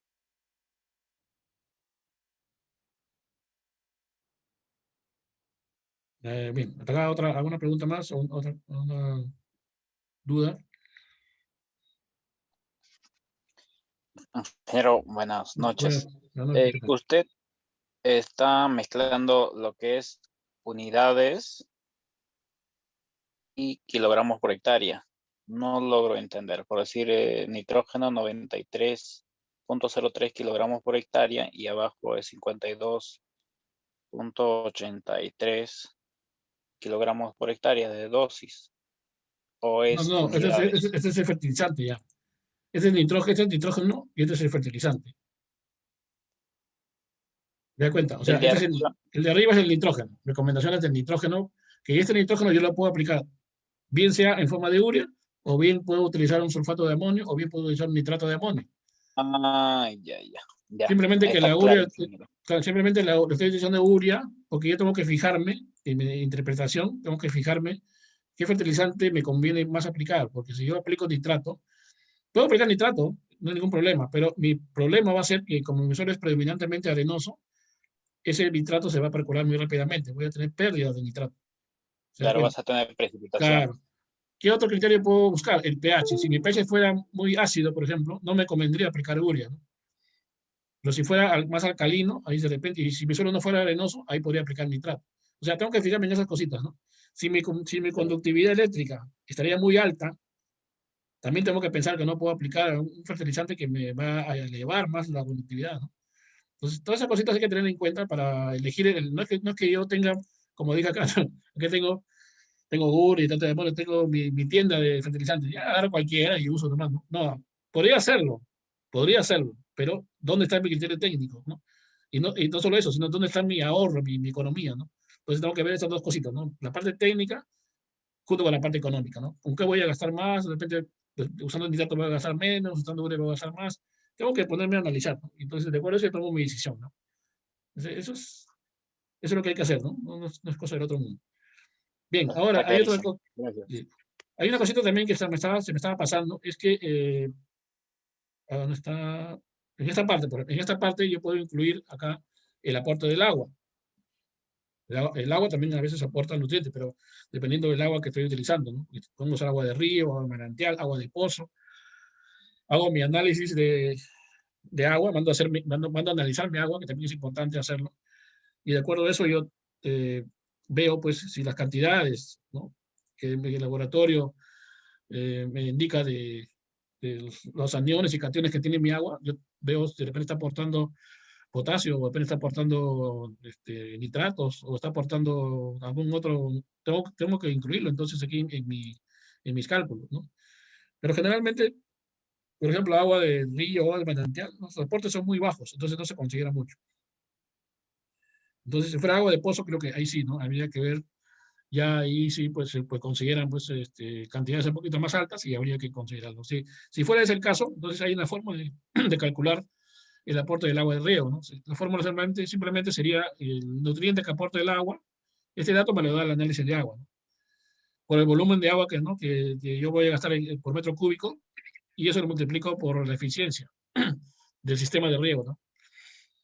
Por ejemplo, digamos, si mi análisis dice que tengo 200 partes por millón de potasio, ¿no?, por ejemplo, ¿no?, y tengo mi volumen de agua 30 metros cúbicos por hectárea por día, ¿no?, y tengo un sistema por goteo cuya eficiencia es 80%, simplemente multiplico los tres y me va a salir mis kilogramos por hectárea en este caso, de K2O. Me sale 4.8 aquí kilogramos por hectárea de K2O.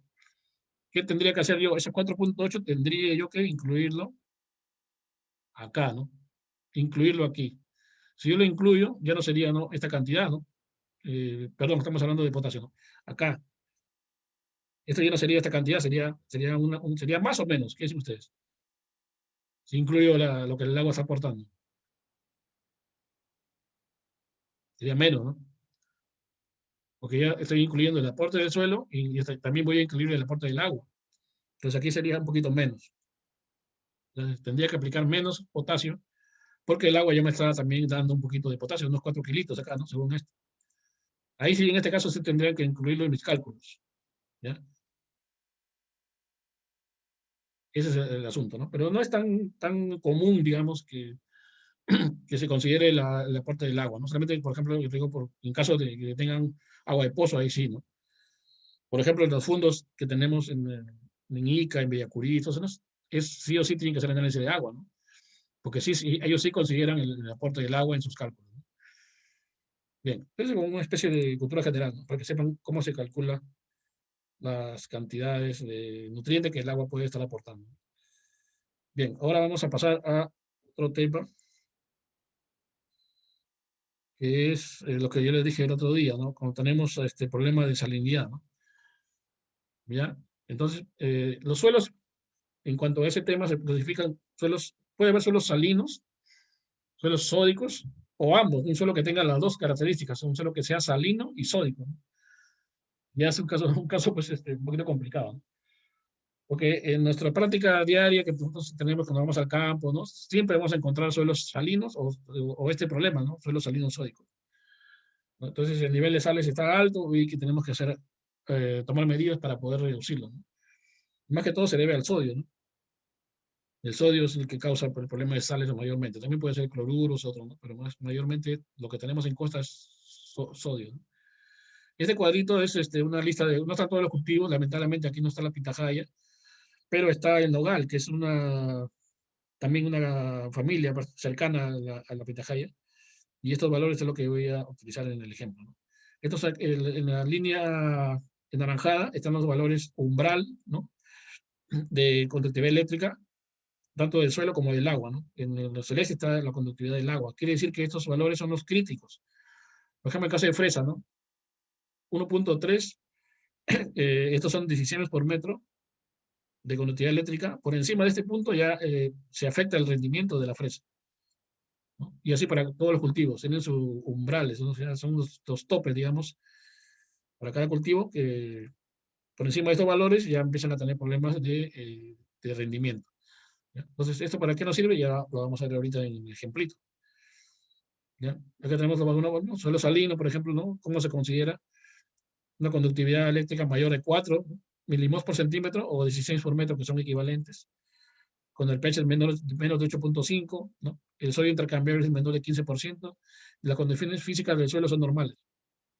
Un suelo sódico tiene una conductividad menor a 4, ¿no? Porque no llega a ser salino. Tiene un pH mayor a 8.5, mayor a 15% de sodio intercambiable, y es un suelo considerado pobre, ¿no? Y el salino sódico tiene su conductividad mayor a 4,16 por metro, su pH es menor a 8.5, ¿no? Tiene un porcentaje de sodio intercambiable mayor a 15, ¿no? Pero las condiciones físicas son normales. El que malogra el suelo realmente es el sodio afecta la estructura del suelo. Por eso se considera acá un suelo pobre cuando tiene estas características, ¿no? Entonces vamos a ver, esto es un gráfico de cultivo. Todo cultivo tiene una necesidad, ¿no? de agua, digamos, ¿no? Una necesidad para poder llegar a su producción máxima, ¿ya? Pero ¿qué pasa cuando hay problema de sales, ¿no?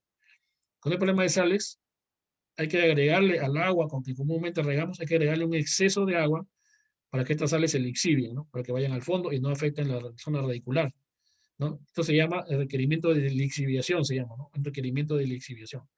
Normalmente toda planta tiene su evapotranspiración. Entonces, para lixiviar esas sales por debajo de la zona radicular, que es lo que nos interesa, hay que aplicar una mayor cantidad de agua, ¿no? A lo que comúnmente la planta requiere, ¿no?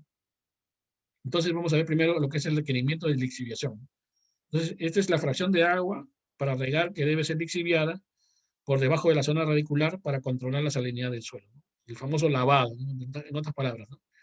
Entonces hay una fórmula que dice que este requerimiento de lixiviación o requerimiento de lavado, también se le llama, es igual a la conductividad eléctrica del agua de riego, ¿no? El agua que nosotros tenemos que mandar a analizar, ¿no? Dividido entre 5 veces la conductividad eléctrica tolerable por el cultivo, que es esto de aquí, la línea celeste, eh, menos la conductividad eléctrica del agua de arriba, ¿no? Esta formulita.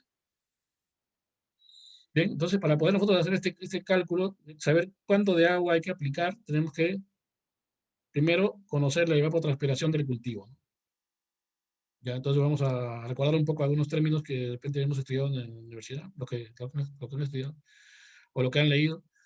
Entonces, la evapotranspiración del cultivo, que se calcula en milímetros por día o en metros cúbicos por hectárea por día, ¿no? Es igual a la ET sub 0 por K sub C, ¿no? La ET sub 0 es la evapotranspiración del cultivo de referencia, se le llama, ¿ya? Este ET sub 0 generalmente se consigue en las estaciones meteorológicas, ¿no? Que hay depende de algunas zonas, siempre hay una estación meteorológica, ¿no? Nosotros tenemos que acercarnos a esta estación meteorológica y pedir que nos den el dato de ET sub 0, ¿no? Para ese día, ¿no? Y nos dan, pero no sé si costará o no costará, pero bueno, es una forma de poder conseguir ese dato. Muy bien. Una pregunta de Robert dice, ¿qué recomendaría como fuente de nitrógeno si el pH es ácido y de textura arenosa? Es difícil tener un pH ácido en un suelo con textura arenosa, amigo Robert. Es bien difícil, porque generalmente textura arenosa, pH alcalino. pH alcalino, ¿no?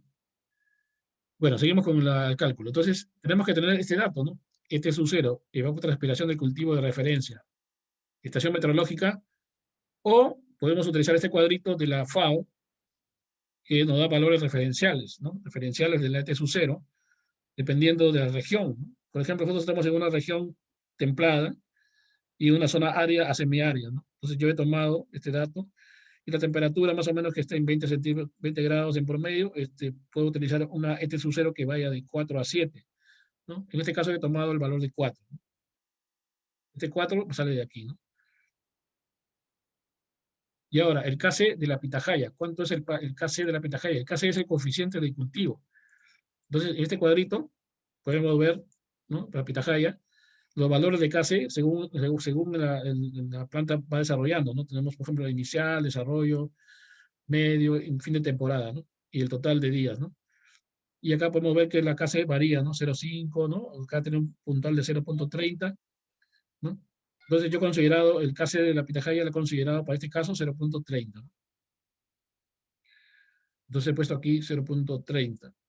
Entonces, ¿qué tengo que hacer? Multiplicar nada más, ¿no? Este es un 0 por K sub 0.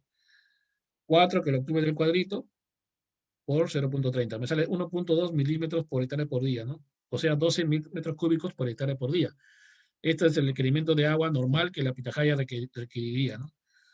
12 metros cúbicos por hectárea por día. ¿Ya? Ya tengo este dato, entonces me voy a mi formulita y tengo que calcular mi requerimiento de lixiviación. Bien, entonces, ¿qué hago? La fórmula me dice que tengo que la conductividad eléctrica del lago de Río, vamos a ver que la conductividad sea, porque según mi análisis que yo tengo aquí, está en 0,34, ¿no? Pero es bajo. Vamos a ponerle un caso pues, que sea salino, ¿no? Que sea 3 mi conductividad. Entonces vamos a ver que sea 3. Vamos a ponerle 3, no sé cuánto lo han puesto aquí. ¿Dónde está? ¿Dónde lo puse aquí yo? 2,23. Ya bueno, 2,23 le he puesto ya, más o menos ligeramente salino, ¿no? 2,23, para no exagerar.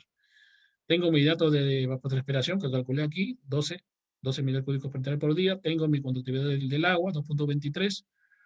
Y voy a calcular mi requerimiento de lixiviación. Entonces sería igual a 2,23, según la fórmula, entre 5 por 1,6, que sería mi crítico para, en este caso, yo he tomado para Nogal, que es el más cercano a pitahaya, 1,6 decisiones por metro de conductividad, ¿no? Y menos, según la fórmula, menos otra vez los 2,23, ¿no?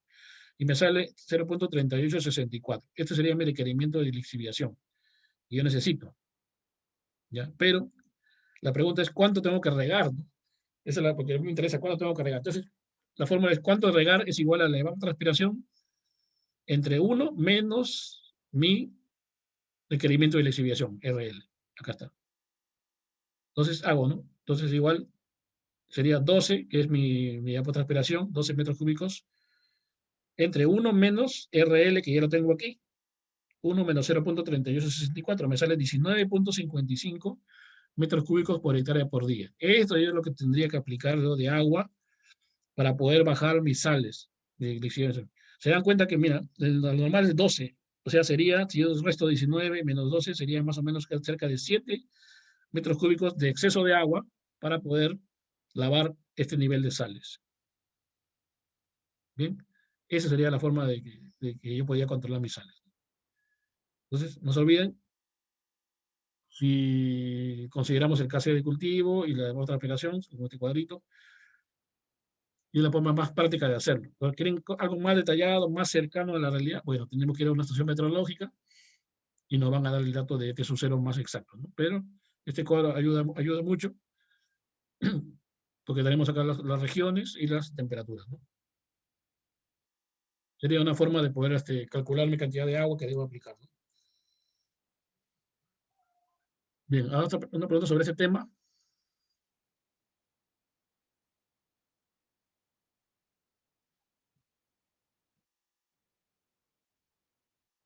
Si no hay preguntas, pasamos a otro tema importante que es la materia orgánica, ¿no? Que estábamos conversando el otro día. Bien, hay dos formas de calcular la materia orgánica, ¿no? Una es con la aplicación de humus y la otra usando los abonos orgánicos. Entonces vamos a ver primero el tema de humus, que es lo más simple. Acá dijimos que era 1.4 la densidad aparente, me estaba equivocando, 1.4 según los que hemos calculado. Mi materia orgánica es 3.39, según el dato que tengo del análisis del suelo. Mi profundidad 20 centímetros y yo quiero que estos 3.39 suba a 4, mi porcentaje de materia orgánica. Soy un poquito exigente y quiero que mi materia orgánica ya no sea 3.39, sino sea 4%. Entonces primero hago cuántas toneladas de humus representa estos 3.39% de materia orgánica. Entonces lo calculo aquí, ¿no? Multiplico, ¿no? 10.000, que es la hectárea, ¿no? Por la materia orgánica, por mi profundidad, ¿no? Y obtengo 94.92 toneladas de humus por hectárea. O sea, estos 3.39 porcentajes significa 94.92 toneladas de humus por hectárea. ¿Ya? Pero yo quiero que sea 4, pues. Entonces aquí simplemente cambio, ¿no? El valor. Y en vez de multiplicar por 3.39, lo multiplico por 4. Y tengo 112 toneladas de humus por hectárea. Entonces, lo que yo tendría que aplicar sería la diferencia, ¿no? Esto menos esto, ¿no? O sea, 17.08 toneladas de humus por hectárea. Considerando que el humus, la materia orgánica, perdón, 70% es humus, ¿no? Entonces, aquí en esta cantidad tendría que aplicar. ¿Cómo lo puedo aplicar? Bueno, acá hay varias opciones. Si tenemos un suelo franco, bueno, el suelo que nosotros hemos calculado no figura aquí, pero más o menos consideramos que está dentro del franco, ¿no? Se puede aplicar en 2 años, cada 2 años de repente, ¿no? Ir aplicando estas cantidades, ¿no? Ahora, el humus también es un producto que no es tan barato, ¿no? También hay que tener en cuenta eso. Por eso que hay que aplicarlo lentamente, anualmente, de repente, para poder llegar a los 17.8 toneladas, ¿no? Y que mi materia orgánica, al momento que yo haga otro análisis del suelo, ya no va a figurar 3.39, sino va a figurar 4. Entonces también tengo que hacer constantemente mis análisis de suelo a ver si ha hecho efecto, digamos, esta aplicación, ¿no? Hay que estar monitoreando también, ¿no? Bien, otra forma es, como le decía, utilizando los abonos orgánicos, ¿no? Por ejemplo, vamos a ver el caso de nosotros, ¿no? Tenemos la pitahaya, digamos que mi pitahaya ya cumplió 1 año y he producido mis primeras 7 toneladas por hectárea. Entonces tengo que ver cuál es el índice de extracción, ¿no? De la pitahaya. En cuanto a NPK, ¿no? De nitrógeno me extrajo 12.46 kilogramos, de fósforo 4.4 y de potasio me extrajo 13.2 kilogramos por tonelada, ¿no? Y luego tengo que ver materia orgánica, bueno, eso tengo el dato del análisis de suelo, tengo también los datos de NPK, pero que he calculado, entonces lo que calculé aquí, ¿dónde está? 45.77, está por aquí, creo, acá está, 47.77, 19.88 y 174.72, creo que es lo que está aquí. Entonces esto de aquí es lo que yo he obtenido del análisis del suelo, ¿no? Es lo que el suelo está aportando en NPK. Y tengo que también los datos del abono orgánico que voy a utilizar. En este caso voy a probar con el estiércol de vacuno, que está en esta tablita. El estiércol de vacuno aporta 0.33% de nitrógeno, 0.23 de fósforo y 0.72 de potasio, ¿no? Esto es lo que aporta el abono estiércol de vacuno, ¿ya? Ahora también para este cálculo tengo que considerar los coeficientes de aprovechamiento de los nutrientes, ¿no? Igual que hicimos en el ejemplo anterior, ¿no? 50% para el nitrógeno, 25% para el fósforo y 60% para el potasio. Entonces, hago mi cálculo, ¿no? Primero hago mi necesidad teórica, que vendría a ser 87.22, que vendría a ser el nitrógeno, viene a ser los 12.46 por el rendimiento esperado, ¿no? 12.46 por 7, 87.22. Igual para el fósforo, también, ¿no? 4.4 por 7. Y para potasio, 13.2 por 7, 92.4. Listo, aquí son las necesidades teóricas, ¿no? Solamente multiplico cada extracción por el rendimiento que estoy esperado, ¿no? Bien, ahora tengo que calcular mi necesidad real. La necesidad real es simplemente estos mismos valores, pero aplicando los coeficientes de aprovechamiento, ¿no? Por ejemplo, aquí ya he aplicado el 50% a 87.22. ¿Cómo se llama? 30.8 también le apliqué su 25% y a 92.4 también le apliqué su 60% en cuanto a coeficiente de aprovechamiento, ¿no? Entonces serían las necesidades reales, ¿no? Luego, en el suelo, ¿qué es lo que tengo, no? Simplemente jalo mis datos que tengo aquí, los jalo acá y tengo ya lo que el suelo me está aportando, ¿no? Y para aplicar simplemente hago resto nada más lo real menos lo que hay en el suelo. Estas diferencias sería lo que tendría que aplicar, ¿no? Si se dan cuenta, en el caso de potasio me sale negativo porque aquí la necesidad real es menor, ¿no?, que lo que hay en el suelo. Entonces prácticamente aquí ya no habría aporte de potasio. ¿Ya? Entonces esto tendría que aplicarlo yo en kilogramos por hectárea, pero recuerden que voy a aplicar el estiércol de vacuno, entonces tengo que considerar los porcentajes de NPK, ¿no?, del estiércol. Recuerden que para el nitrógeno era 0.33%, para el fósforo era 0.23% y para el potasio 0.72%, ¿no? Entonces aplico los porcentajes acá y obtengo las toneladas por hectárea, ¿no?, ya del estiércol para aplicar, ¿no? Y por ejemplo ya tomo el caso de las 38 toneladas, ¿no? Ese negativo no lo puedo tomar porque no voy a aplicar, no va a haber, digamos, aporte de potasio. Y el 45 toneladas me parece demasiado alto, entonces tomo el valor menor, ¿no? 38.99 toneladas de estiércol de vacuno es lo que tendría que utilizar. Y estas 38 toneladas, a su vez, me aportan 128 kilogramos de nitrógeno, 89 de fósforo y 280 de potasio. Así es. Claro. Y nada más. Esto está multiplicado por los porcentajes también, ¿no?, de cada uno. Y es una forma más o menos de poder hacer el uso de fertilizantes orgánicos. En este caso de vacuno, también puede haber tomado de repente el de caballo o el de cerdo, ¿no?, según la disponibilidad que tenga, ¿no? Y puedo hacer mis cálculos. Listo. Ahora, me pregunta, de repente, ingeniero, yo tengo un análisis del suelo que me mandaron de Huánuco o de Madre de Dios, y esos análisis envían el dato del nitrógeno total. Que es así, ¿no? Porcentaje de nitrógeno, dice el análisis del suelo, nitrógeno total. ¿Qué dice ahí en tu análisis del suelo? 0.14%, dice. Y ingeniero, ¿y esto cómo lo transforma en kilogramos por hectárea? A ver, no tengo idea de cómo, no tengo idea de cómo transformar ese porcentaje de nitrógeno total en kilos por hectárea. Bueno, para eso ahí está la fórmula del amigo Van Bevelen. El señor Van Bevelen descubrió que en la materia orgánica, de cada 100 gramos o kilos de materia orgánica, hay un 58% de carbono orgánico, ¿ya? Y de ahí sale el factor de Van Bevelen. Dividimos 100 entre 58 y me va a dar 1.724, que es lo que yo tengo que multiplicar mi carbono de la materia orgánica para obtener la materia orgánica, ¿no? En otras palabras, mi porcentaje de materia orgánica es igual a mi porcentaje de carbono por 1.724. Según mi amigo Bamber. Ustedes pueden buscar en la bibliografía, en Google, este señor, y van a ver cómo él ha calculado este tema. Aquí solamente estoy resumiendo acá, ¿no?, para no entrar tanto en detalle porque nosotros tenemos que buscar siempre la parte práctica, ¿no?, la practicidad del asunto. Ya, entonces, ¿qué hacemos con esto? Según Ben Belen, hay un factor, una relación, ¿no?, del nitrógeno total, para poder convertir ese nitrógeno total a nitrógeno disponible en partes por millón, ¿no?, con base en la relación carbono-nitrógeno. Recuerden que hay una relación carbono-nitrógeno que debe estar en equilibrio.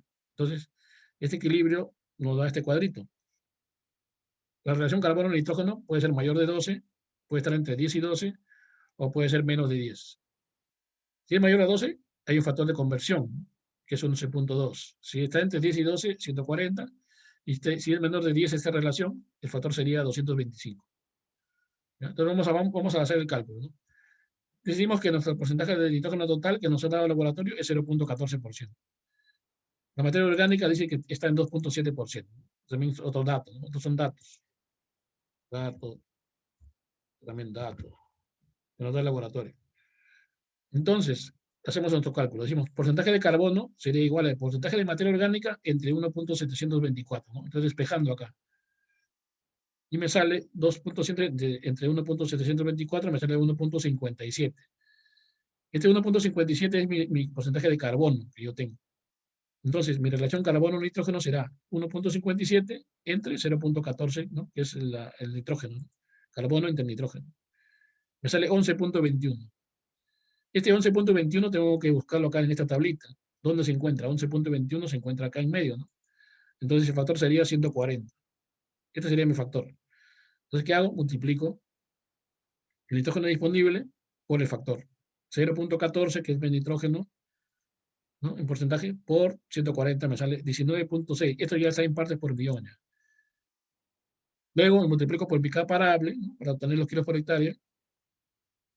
Y tendría 19.6 por el peso de la K parable entre 1000 y me sale 39.69 kilogramos por hectárea.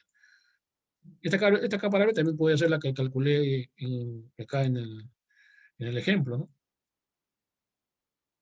Acá me salió 2.800 toneladas, ¿no? Puede ser 2.800, ¿no? Si mi profundidad es 0.2 y mi densidad aparente es 1.4, vamos a poner 2.800.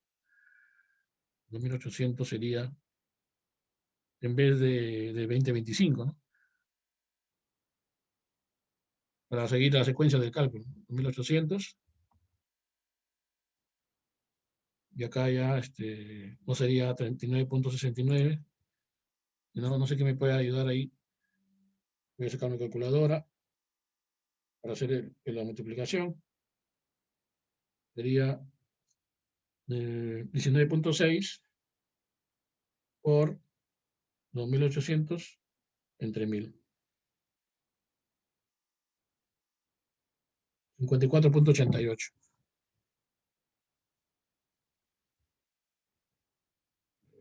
Estos serían mis kilos por hectárea de nitrógeno. Entonces, es otra forma de calcular teniendo el dato de nitrógeno en porcentaje. Cosa que aquí en este análisis no me viene ese dato, ¿no? Acá no, por ningún lado ven nitrógeno, ¿sí? Por ningún lado. Pero otros laboratorios sí nos dicen nitrógeno total en porcentaje tanto, ¿no? Entonces, teniendo ese dato, podemos calcular nuestro nitrógeno en kilos por hectárea, ¿no? Y ya no hacer el cálculo de la materia orgánica, ¿no? Como hicimos en el otro, ¿no? Ya está, ¿no? Ahora, a los que les gusta, a lo que les gusta mucho usar el Excel, las cosas automatizadas, hay este cuadrito es muy interesante. Acá pueden ingresar los datos, ¿no? Según el análisis de suelo que ustedes tengan, y le va a calcular, por ejemplo, la relación carbono-nitrógeno, el nitrógeno disponible ya en kilos por hectárea, ¿no? Teniendo el porcentaje total aquí, ¿no?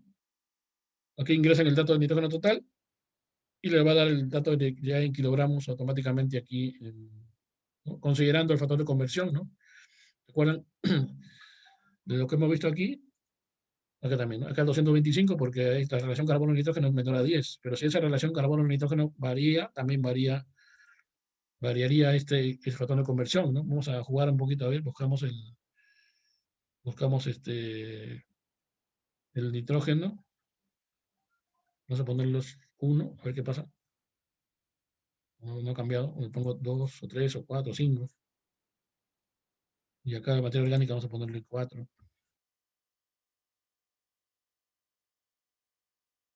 Porque aquí pienso que el carbono y el nitrógeno está relacionado a la materia orgánica. Ya. Aquí en cambio la materia orgánica, por supuesto. Le pongo 0.2. Me sale 0 la relación carbono-nitrógeno. Y acá también me calcula ¿recuerdan? La relación de las bases también, ¿no? Calcio más magnesio más potasio entre aluminio 0.9, ¿no? Es menor a 1, entonces no hay que encalar. Perdón, hay que encalar. Si fuera mayor a 1, sí, no hay que encalar. Ya, este cuadrito, en algo ayuda este cuadrito para hacer los cálculos un poco más rápido. Bien. Listo, bueno, si no hay más preguntas, creo que hay una... Sí, sí, no se preocupen, yo voy a enviar el material hoy ya que estamos domingo. Mañana he quedado ya con el organizador, mañana enviarle las grabaciones de las 3 sesiones y todo el material. Entonces, él se lo debe estar enviando a ustedes en el transcurso de la semana. Ya, eso ya escapa de mi mano ya, ¿no? O sea, yo mañana le envío todo y ya depende del organizador. Ustedes tienen, creo, tienen ¿cómo se llama? Un grupo de WhatsApp, creo que con él. Entonces, ahí por ese intermedio, tienen que solicitarle, ¿no? Aunque no creo que demore mucho que les envíe todo el material estos días. Bien, entonces, espero más preguntas, ya van a ser las 8.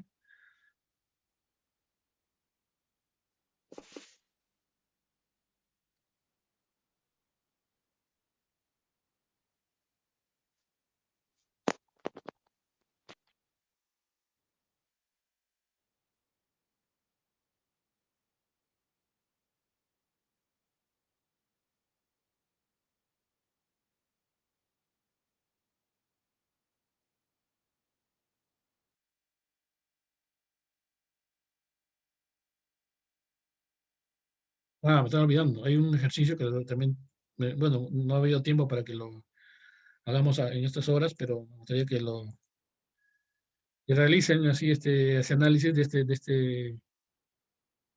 análisis de caracterización, ¿no? Que tengan los datos, guíense por lo que hemos visto en el ejemplo para poder hacer su interpretación, ¿no?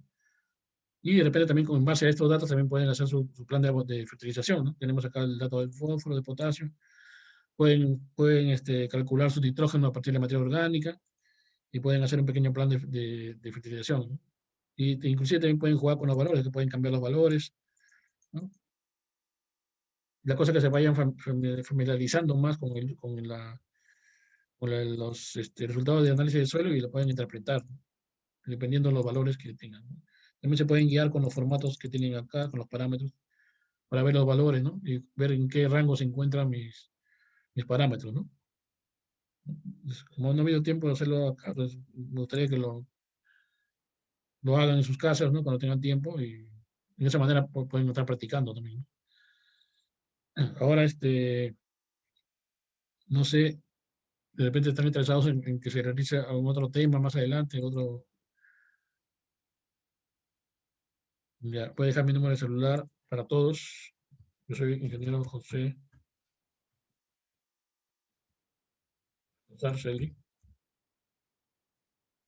Celular y WhatsApp también es lo mismo.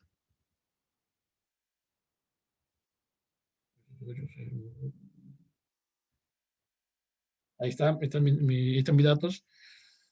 Cualquier consulta, ese número, y estamos en contacto, pues, por cualquier inquietud. Entonces, les agradezco y estamos en contacto, pues, por cualquier cosita.